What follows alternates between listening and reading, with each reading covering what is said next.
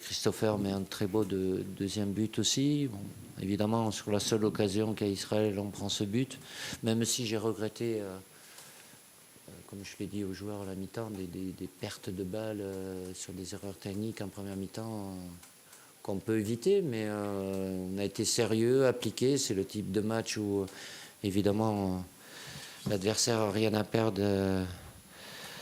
A tout à gagner et nous tout à perdre, donc dans des conditions évidemment où mes joueurs ne sont pas habitués aussi, donc ça a été sérieux, appliqué avec beaucoup d'enthousiasme, et puis aussi c'est une bonne chose que Bradley et Matteo en venant du banc aient pu être décisifs, même si on menait, mais c'est toujours bien d'avoir des joueurs quand ils rentrent qui font la différence.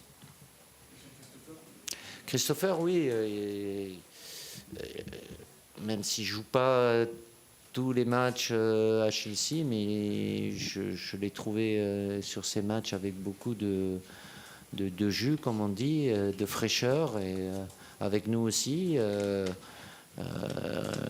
À gauche, il a fait de bonnes choses. Quand il était aussi en soutien de Colo en deuxième mi-temps, c'était intéressant aussi, donc c'est très bien pour lui. Il a un potentiel qui est important, mais malheureusement, avec toutes ses blessures, il a été trop souvent freiné, donc c'est très bien pour lui, et je suis très content pour lui qu'il ait pu marquer ce but. Vas-y Philippe. Bonsoir Didier, Philippe Sansfourche pour RTL. On a beaucoup évoqué la question du capitanat ces derniers jours. Yann Chouameni avait... c'est un joueur déjà d'expérience, mais il fallait qu'il digère. Et manifestement, il a montré à la fois sur le terrain et dans son attitude, en tout cas, on a perçu quelque chose de très assumé et qui était positif. Comment est-ce que vous l'avez vécu du banc ? C'est la meilleure réponse qu'il peut donner. Pas changer son jeu surtout, mais ça ne l'a pas modifié. C'est une fierté pour lui, bien évidemment, mais parce que Aurélien, comme il est, même si c'est encore un jeune joueur, pour moi, la capacité à l'avoir. Et il l'a assumé sans avoir des discours plus longs ou plus nombreux qu'il n'avait quand il ne l'était pas, mais c'est plus de par ce qu'il a fait sur le terrain. Bon, bien aidé avec Kama aussi, qui était à un très très bon niveau ce soir. Ouais, c'est pas grave, j'entends. Le Parisien. Oui, sur l'efficacité retrouvée, ça fait du bien de marquer 4 buts, c'est pas tous les jours. Non. Donc c'est quoi ? C'était ce soir parce que l'adversaire était peut-être un peu plus faible.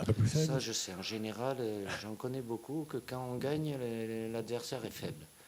Et quand on perd, on est nul. Oui, c'est un peu réducteur, mais pour certains, quoi. Mais il faut jamais enlever le mérite. C'est ce que j'ai dit aux joueurs. Quand une équipe gagne, il faut jamais lui enlever le mérite. Et quand on met 4 buts, même si le premier, bon, je ne peux pas vous dire que la frappe de Camavinga est d'une puissance absolue et qu'il n'y a pas une erreur de main du gardien. Mais au moins, sa frappe est cadrée. Je ne vais pas dire qu'Israël a la même qualité que l'Italie ou que la Belgique. Il leur manquait quelques joueurs, eux aussi, importants. Ça n'enlève en rien ce qu'on a bien fait ou très bien fait, le fait de marquer ces 4 buts. Bonsoir Didier, Loïc Tanzi pour l'équipe. La Belgique et l'Italie ont fait match nul ce soir. Est-ce que vous regardez le classement quand même de cette Nation League et que c'est important pour vous d'essayer de vous qualifier, ou est-ce que le plus important c'est vraiment le chemin que vous voulez amener à cette équipe pour la Coupe du Monde ? Les deux sont importants, même si l'équipe de France ne va pas jouer des matchs juste pour les jouer, évidemment. Il y a un classement, aujourd'hui on le connaît, les 2 premières places vont se jouer entre la Belgique, l'Italie et nous, mais c'est pas pour autant que ça doit être à l'encontre. On est de l'autre objectif, parce qu'on est dans une période de transition aussi, et des joueurs, le potentiel est là, mais après au niveau international, avec les exigences, forcément, ça demande à franchir des étapes, quoi. Bonsoir Didier, Julien Domaville des DNA. Qu'avez-vous pensé du match de Michael Olise? On l'a vu assez en difficulté, notamment avec le ballon. Il a eu pas mal de déchets. On l'a parfois aussi senti presque déconnecté de ses partenaires dans l'attitude, dans l'intensité qu'il mettait sur le terrain. Voilà, est-ce que vous lui avez parlé peut-être dans le vestiaire après le match? Michael n'a pas fait son meilleur match, évidemment, donc il le sait, mais lui aussi, potentiellement, il sait faire beaucoup de choses. Aujourd'hui, il a eu beaucoup plus de déchets techniques, mais bon, il y a peut-être forcément une attente, une exigence qui est là. Et je sais trop bien, hein, pour en avoir connu d'autres avant, ça demande confirmation. Il n'était pas déconnecté, mais je pense que son début de match ne l'a pas aidé aussi, où il a eu 2-3 pertes de balles. Il a été disponible, généreux, mais évidemment, avec sa patte gauche et la technique qui est la sienne, il est capable de faire mieux. Bonsoir Didier. Nicolas Perronnet pour Radio France. Même si le score ne le reflète pas, est-ce que c'est compliqué de jouer dans un contexte comme celui de ce soir, un stade quasi vide? Ouais. Qu'est-ce que ça change? Est-ce que c'est compliqué? Ils ne sont pas habitués à ça, aux joueurs, même si je leur ai dit que ça ne doit pas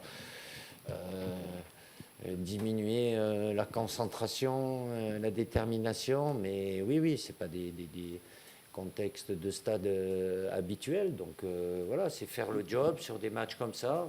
Bon, d'avoir mis 4 buts, c'est très bien, mais le groupe dégage beaucoup d'enthousiasme, de concentration aussi. Voilà. Israël, c'est certainement, et c'est pas le faire offense, c'est pas du niveau du même niveau de la Belgique ou de l'Italie, mais bon.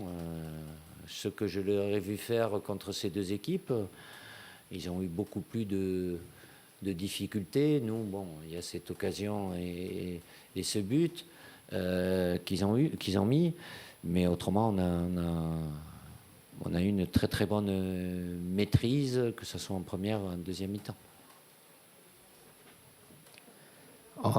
A cserék hiányában, Szóval ugye Mbappé, Griezmann, illetve Kanté hiányában mennyire kellett változtatni a taktikán, valamint gratulálok a cserékhez, nagyon jól szállt be Guendouzi, aki egy gólt és egy gólpasszt jegyzett, valamint Barcola, aki gólt szerzett. Hogyan látta az ő játékukat? Alors tout d'abord, en ce qui concerne les joueurs qui manquent aujourd'hui, Mbappé par exemple, Griezmann, Kanté, pour les remplacer, est-ce qu'il fallait changer grand chose? Et deuxièmement, je vous félicite pour les remplacements parce qu'il y avait des joueurs qui ont été remplacés, qui ont marqué des buts, alors c'était un très bon résultat. Dommage qu'il ne soit pas français. La première, par contre, je n'ai pas trop compris, oui, qui était absent. Et... Alors, comme Mbappé, Griezmann et Kanté n'étaient pas là, est-ce qu'il fallait changer grand chose dans l'équipe pour s'adapter à cette situation? Non, après, il y a des joueurs qui sont absents, dans les autres équipes aussi, évidemment, en termes d'expérience, de vécu.